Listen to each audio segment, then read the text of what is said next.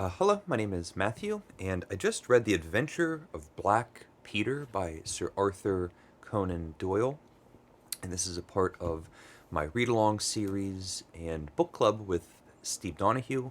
We are reading murder mysteries in the month of March, and we're reading all of the Sherlock Holmes short stories. And this one was great, and it is indeed a murder mystery. I was particularly impressed with the construction of the story.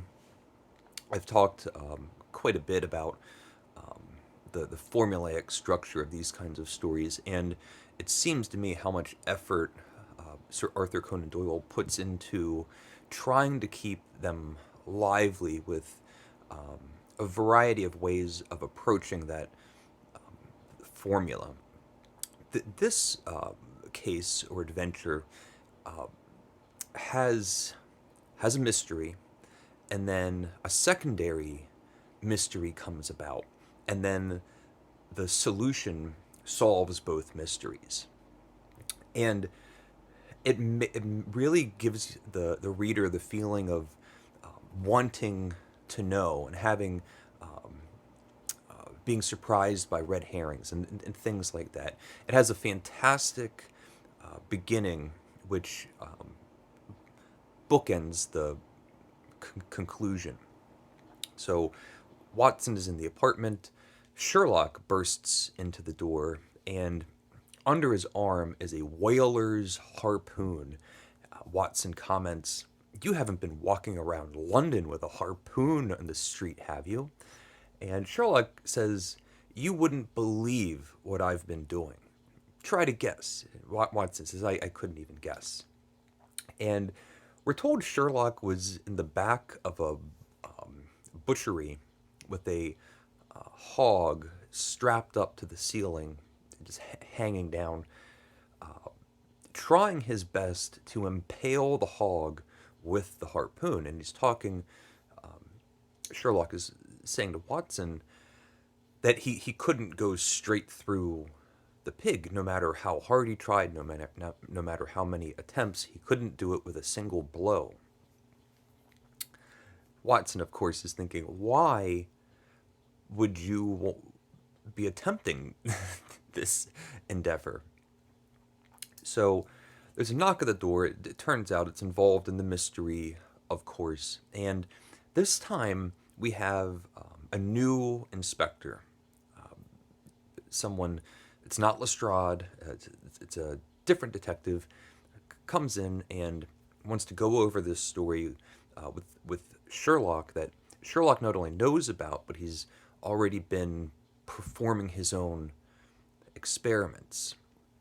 And we're told about Black Peter. I can't remember his full name, but he was such a notorious, nasty figure that he had the name Black Peter, and he was a whaler and a fisherman, and all the people in the crew gave him that name.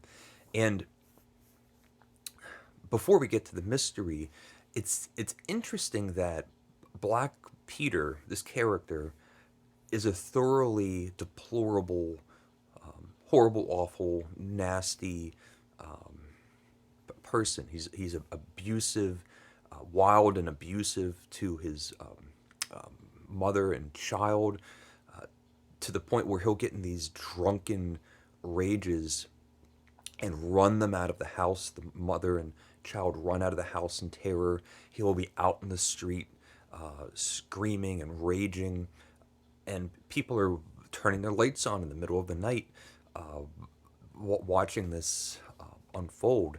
He was also he was cruel and abusive on the ships that he was on, and he was also a liar and a cheat and a thief. So all around a real jerk. So we've been told that sometime Sherlock, at this stage in his career and for a long time, has been able to, he's had the benefit of being able to select the cases that he wants. And so he could have some king or queen from another country, or a nobleman from England or a high-powered businessman come to him with a case that could potentially be very lucrative and build up his reputation with with solving a big splashy case that would be all over the news, and Sherlock would easily refuse it, dismiss the case because maybe it's just not that interesting of a case. He knows that the solution wouldn't be worth his time. He'll also take cases from humble people off of the street where maybe there hasn't even been a crime committed, but it's a good-natured person that has been wronged or duped in some way, and the case isn't intriguing enough for Sherlock to take on pro bono. So in this case, it's a bad person that has no redeeming qualities, and you could say he got what was coming to him, and things like that. The inspector that's on the case is still duty bound by law. So there's nothing special about a detective that has to solve a crime committed towards a bad person, the villain. But Sherlock is interested already, and we have the case. And the dynamic between this new inspector and Sherlock was very, very telling and sweet in some ways. It was an interesting dynamic. In the world of Sherlock, he's already famous. He's the famous Sherlock Holmes, and there are detectives, young detectives, trying his methods as they work all over England. And this is one of the inspectors that Sherlock has a high opinion of. Unlike Lestrade, who sometimes also brings cases to Sherlock, their relationship can be inconsistent, but overall, the general feeling is that Sherlock kind of looks down on Lestrade. And now we have this detective who is younger, and we're going to have a protege mentor relationship between them. So it's his case, and Sherlock is going to go and help him. And so we learn that there's this the Black Peter. He's this notorious, nasty, violent man. He spent time at sea. Now he lives in some little village, and he has an outhouse that he sleeps in. He has his regular home with his family, and then an outhouse that he has constructed to have the decor of a ship's cabin. It has two windows, very small. We go through the description of this quarters. There's a line of books. There's a bottle of rum on the table, two dirty glasses. As the detective is retelling this story to the benefit of Watson, Sherlock always says, "I already know it, but can you tell the story to Watson to get him up to date? And also, it'll be a nice refresher for me to hear you go through the details." There's an interruption. Sherlock says, "Was there any other liquor in the cabin, in the quarters?" And there was a bottle of whiskey and a bottle of brandy that was untouched. Now, the sensational murder scene, which was shocking to everyone that saw it, just put them beside themselves. Even the toughest, hardened, most experienced law officers.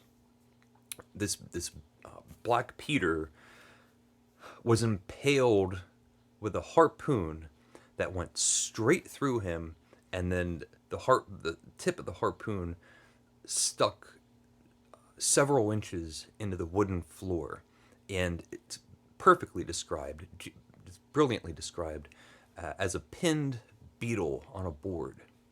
Blood everywhere. Doesn't seem like things have been taken. The house hasn't been turned over. It doesn't look like there was an altercation.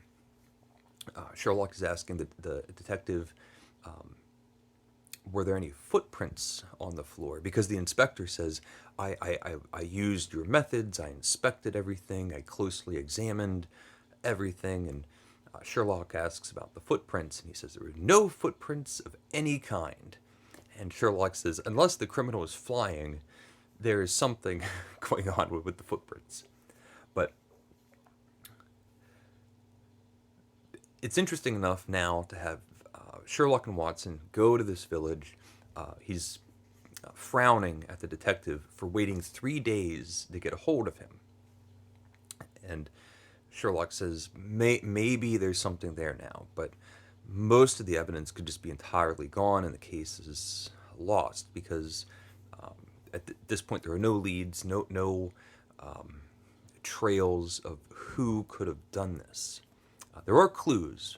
There was a leather-bound or sealskin-bound log book that had initials in it and various things.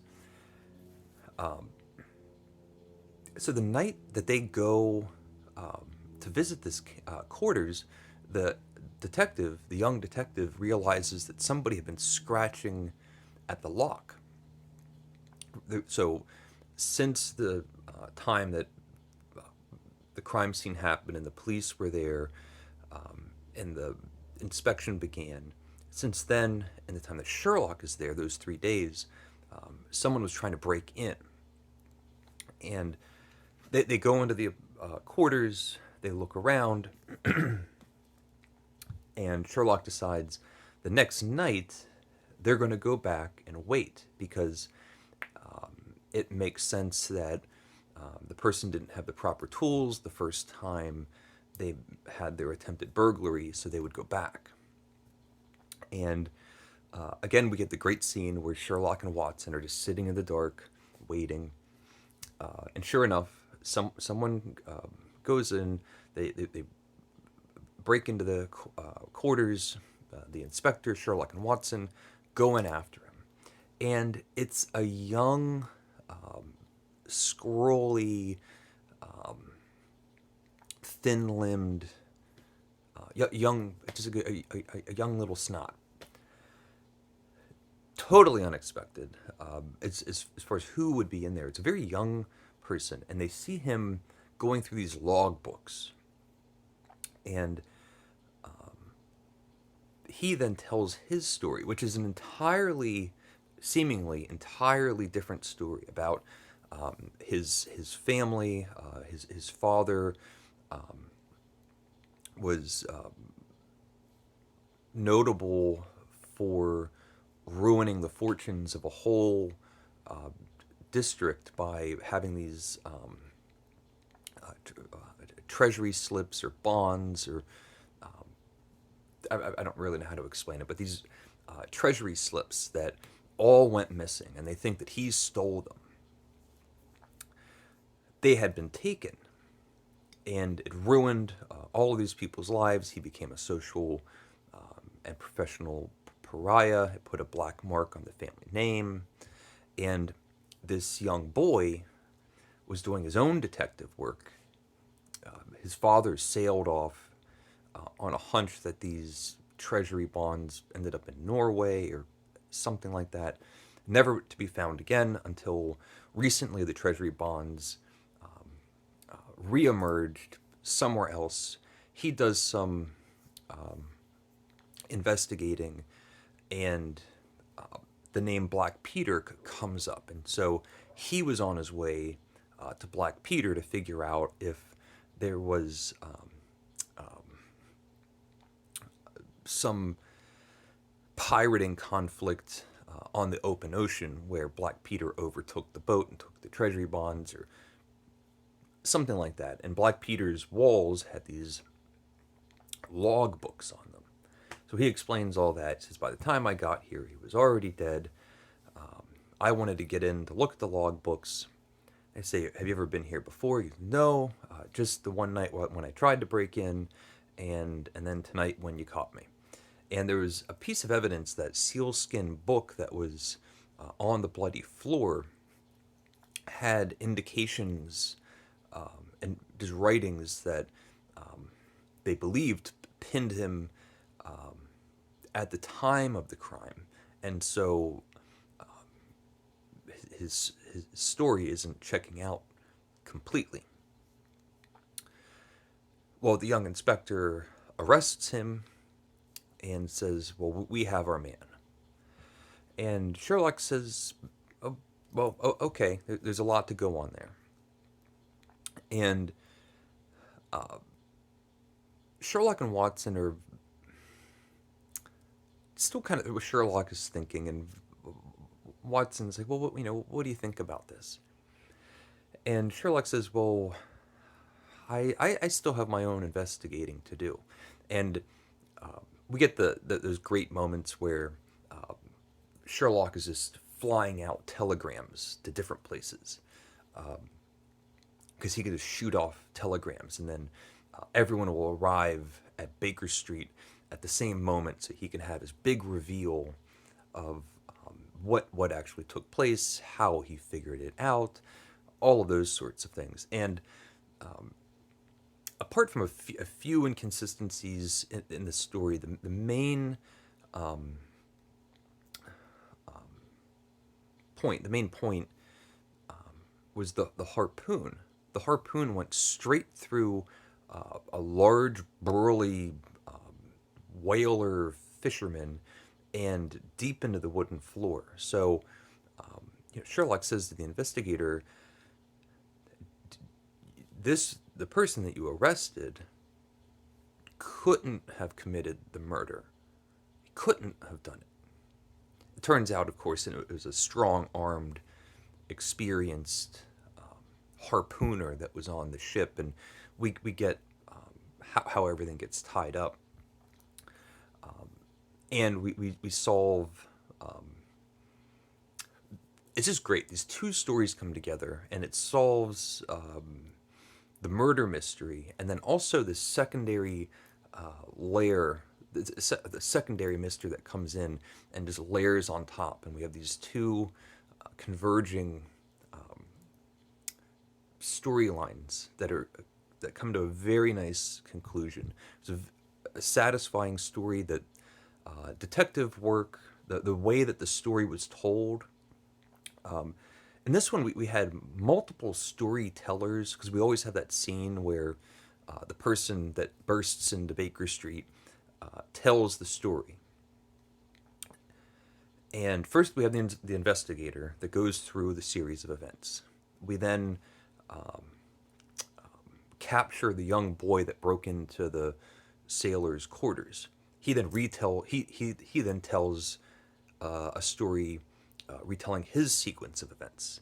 And then at the very end, we get the big burly harpooner, and he tells his story, which is the story of how he ended up there and what exactly happened. Really great. So it was the harpoon. Sherlock couldn't harpoon a hog, so this young boy couldn't have been the murderer. It was terrific. So let me know if you've read it. This is The Adventure of Black Peter by Sir Arthur Conan Doyle. Thank you for watching. Please leave a comment if you would like, and take care.